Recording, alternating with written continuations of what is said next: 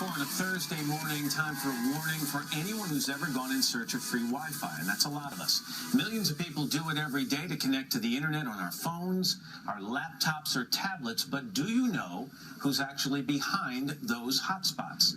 NBC's Tom Costello has been working with cybersecurity experts. Tom, what are you learning? Hey, Matt, it seems everywhere you turn, there are more Wi-Fi hotspots. Some are free, some charge for access. But once you log in, it's incredibly easy for cyber criminals to take control of your computer, your identity, even your bank account. And as Sophos Security showed us, you won't believe how trusting so many of us are. The city, New York. The target? Anyone who searches for free Wi-Fi. We all do it, but how much do we know about who's offering the Wi-Fi?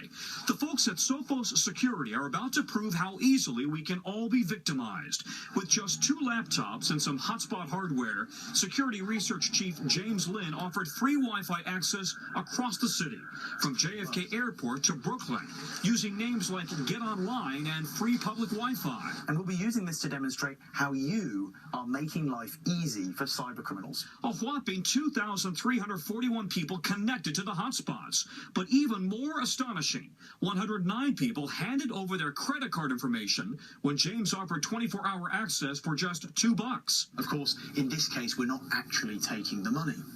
But 109 users happily handed their credit card details over to a complete stranger, a company they've no idea about. In this case, me. To demonstrate how easily it's done, James Lynn sat down with us, offering a free Wi-Fi hotspot. So I've typed in my name, my email address, I hit enter, and immediately the information pops up over here. I can see your name, email, and password, and credit card details if you were providing them. Already? Instantly, in real time. And he's got control of my computer and all the information that's on it. He actually told the good people of New York what he was doing. It was right there in the user agreement. Most people just click right past. In New York, they typically clicked agreed in just 1.3 seconds. The problem is, when you connect to a wireless network, you're handing over authority on where your information goes on the internet to the owner of that device. That little padlock on the Wi-Fi only means your information is encrypted on the way to the cyber criminal. So what should you do to protect yourself? Use a secure Wi-Fi whenever possible. Avoid paying for hotspots. Keep your security software up to date. And use web filtering to block malicious code or phishing expeditions. Once you have this information, you've got the keys to the kingdom.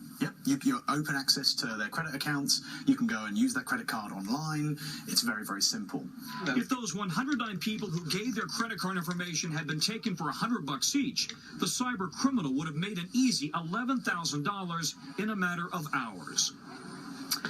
The reality is cybercrime is entirely opportunistic, and every time you connect to the internet, especially on an untrusted network, you're setting yourself up to become a target and maybe even a victim. Guys, back to you. Tom, that is fascinating. It really is, and scary about how many people, I wonder if I've done that in the past, but how many people are willing to do that? Well, sometimes people feel, I'm desperate for Wi-Fi. I'll just sign on for a minute. It's no big deal. It's dangerous. I want to go back to a file of facts and a payphone.